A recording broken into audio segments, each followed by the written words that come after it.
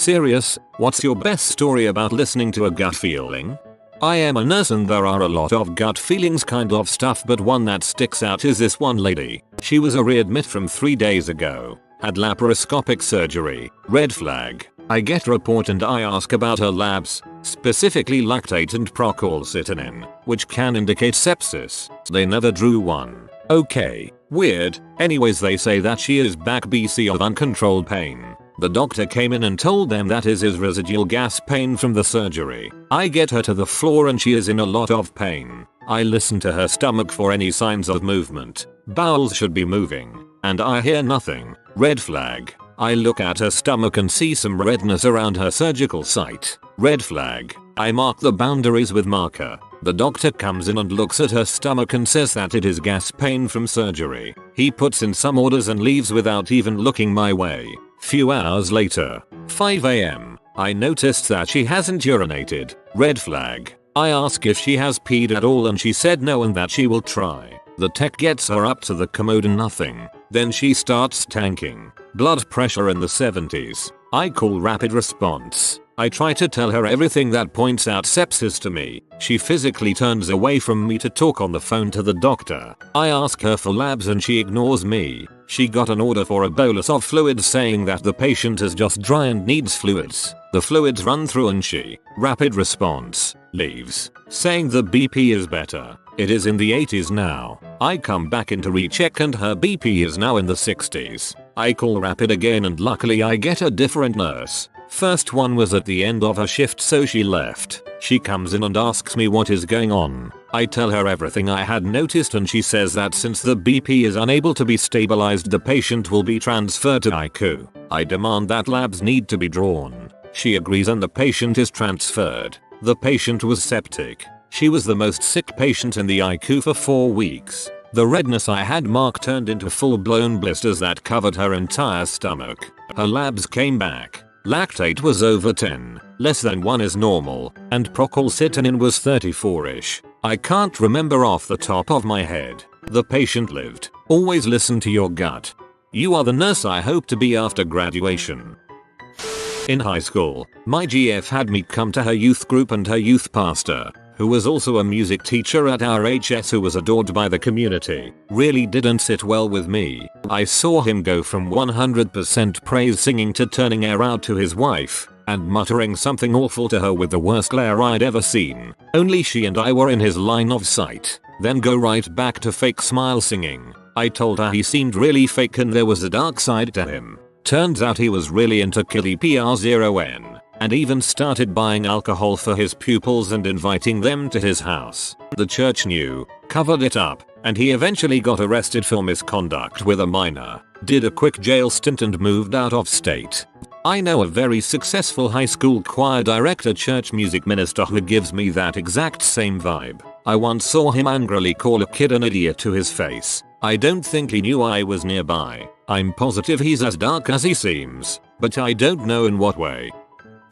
I was a birthday party princess in college. Dress up as a Disney character, sing some songs, help with cake, paint faces, typical party stuff. I get called to a party that began at 8 PM. Unusual but not unheard of in our industry. A lot of Spanish speaking families party well into the night. But I pull up down the street, princesses don't drive, and begin walking to the house. Dressed as Sleeping Beauty, my party box of supplies in hand. But when I saw the house I knew immediately something was wrong. There were no lights on, no cars, no balloons, but against my better judgment I knocked on the door. This super creepy looking guy in his mid-50s answers, in a dirty shirt and jeans, and the first thing he says is the party's around back. I took one look at this guy and booked it as fast as I could while holding a box, wearing a ball gown and being mildly crippled to begin with. I got into my car, locked the doors, floored it to a 7-11 and called my boss. The party never called demanding to know where their princess was. No one asked for their deposit back. My boss called police non-emergency but I don't know if anything was ever done.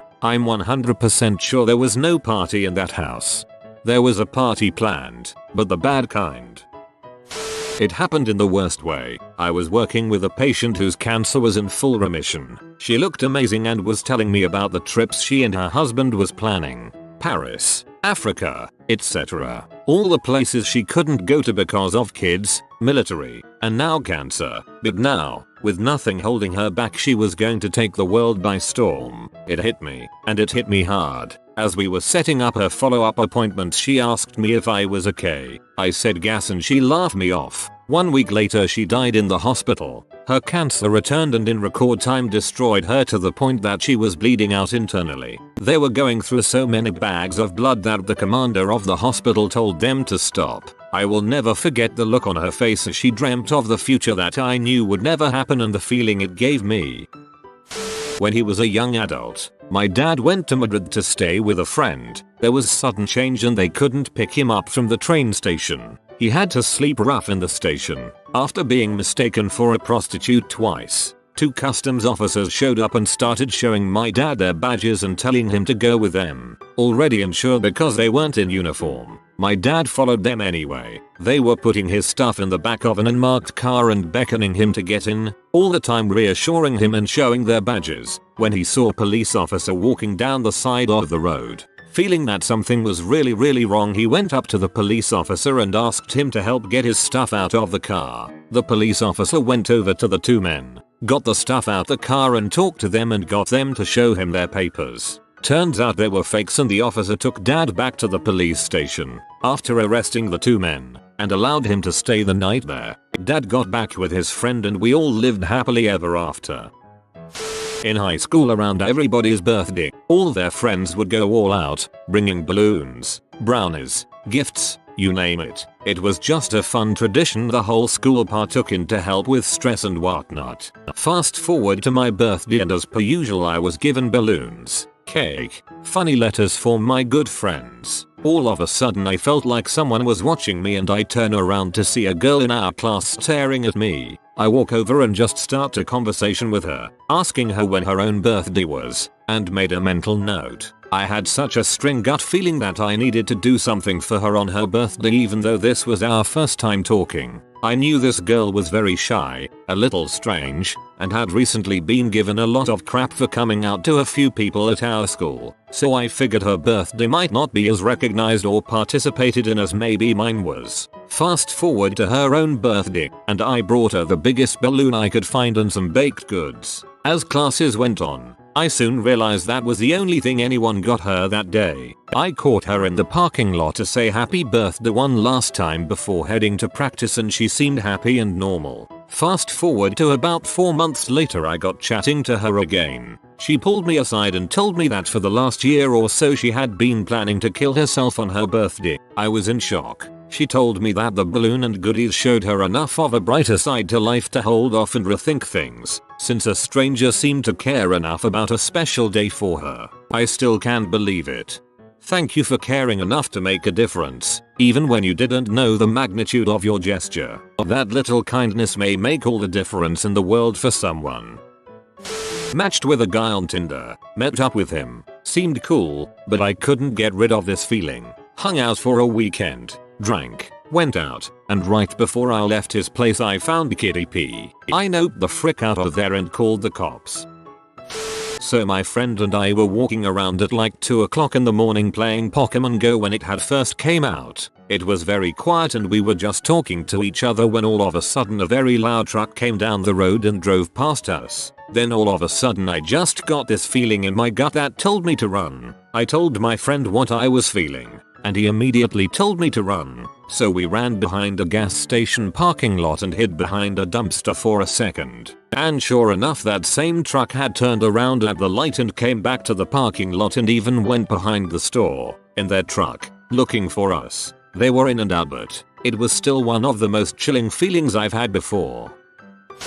During a family vacation in Yellowstone, my parents sent me and my siblings out of our rented cabin so they could be alone. In hindsight, to do things I'd rather not think about. There was a small gas station type of store by the main lodge, so they handed me some cash and told us to go out and get ice cream. Some relevant information. There were 2 ways to the main lodge from our cabin: a scenic lakeside walk, or a roadside trek. As the eldest sibling, I was in charge of the younger two and the ice cream mission. Normally, I'm the kind of person who picks the scenic route, but something that day told me to walk the, not as pretty, road. My siblings were disappointed, but I pulled rank and we walked the road to the store. On our way back from getting ice cream, we passed by a cabin next to ours along the road, where the current renter was sitting on the porch. He yelled over at us to be careful and get inside. Not 15 minutes earlier, when we would have been walking to get ice cream, he had seen a decent sized grizzly bear walking on the lake right where we would have walked. I've trusted my gut ever since then. When I was about 9-10 years old, I used to water my neighbor's plants for her when she was on vacation. Normally my older brother and I went together, but the previous day we got into a giant argument turned into water fight while doing the task, so my mom decided we would go alone on alternate days for the rest of her trip. Now my neighbor had a lot of flowers both in front of and I'm back of her house, and tiny 10-year-old me had to drag a hose between the two. It wasn't an easy task. I started by dragging the hose from the side yard to the front. I noticed the backsliding screen door was in the center, where I thought it was usually to the side. I shrugged it off and got the hose to the front door. Then, all of a sudden had a gut feeling something was off and I needed to get out of there. I dropped the hose and went back to my house next door, separated by about an acre of heavily wooded area. I told my mom something was off and I was too scared to finish watering. She brushed me off and we went about our day, telling me we could finish the task together later. She thought I was just too tired or lazy to do it all on my own. I told her that it wasn't true and I got a weird feeling over there. But anyways, we decided we would return that evening when it cooled off. When we returned that evening, the back window was broken and my neighbor's house had been robbed. One of the large flower pots was now knocked over, where it hadn't been that morning. The screen door was now off to the side again. That means the burglars were probably inside while I was outside watering the plants. We were both terrified and called the police, of course. My mom now believes my gut feelings. I hate how people are so dismissive and assumptive. It doesn't take that much effort to at least investigate someone's claims. Doesn't matter how many times my kids cry wolf, I will always give them the benefit of the doubt before coming to any conclusions. I've told this multiple times at this point, but my mom and dad went to visit some friends in Thunder Bay, Ontario. The friends introduced my parents to their daughter and her boyfriend. Well, the entire time my parents were visiting, my mom kept getting this really bad feeling about the boyfriend. He made her so uncomfortable for some reason that my parents actually ended up leaving early because my mom kept getting such a weird vibe from the guy. Well, a few weeks after their visit, the boyfriend killed my parents' friends, their daughter and other kid, and then himself. So my mom was definitely right. Good lord. Here's a satisfying one from today. I am a vet. Gave a vaccine to a toy breed dog today. Has had this vaccine before with no problems. Immediately after giving the shot, he just looked slightly off to me. Maybe just more quiet than usual. All vitals normal, but just not quite his typical happy self. My gut said this is not right. I asked the owner to wait 15 minutes before leaving to make sure no vaccine reaction. 5 minutes later he had an anaphylactic seizure in my lobby. Was ready for it. Immediate emergency treatment for anaphylaxis. 1 hour later barking his full head off incessantly in my treatment room to tell me he's ready to go home. I was friends with this girl in high school and we helped each other out with our depression. Well, one day she just seemed off and distant and I tried really hard to get through to her. All day was like that. Then we went home and my texts weren't being answered. I got this really bad feeling and called my dad and told him I thought she was going to kill herself. He works with her dad and he told him. Dad races home and finds her mid-suicide attempt. She'd never attempted before and never told anyone she had felt suicidal. I just couldn't shake the feeling. I'm glad I stuck with it. I woke up at 7 AM. I am usually an extremely late sleeper. Something told me to get up. Now, I walked out of my room and found the living room porch door wide open. I am so lucky nothing was stolen and my pets didn't get out. Was taking my dog to park and was stuck at a light. I live in a busy city and people drive like crap. The light turned green and people began walking across the crosswalk. As I pulled out to take my turn, I felt like I needed to brake and just went with it. Right as I do that, a white SUV flies through their red light. They almost hit the people walking across and come within inches of my car. I laid on my horn and all I could see was this middle-aged woman looking up from her phone. This all happened within about a second, but I still hate that woman and her face is burned into my brain. She could have killed the people walking or hit my car and tossed my dog. Don't strap her in because it is literally a 1-minute drive. These young kids and their phones. It's ridiculous. That old lady right before getting in the car.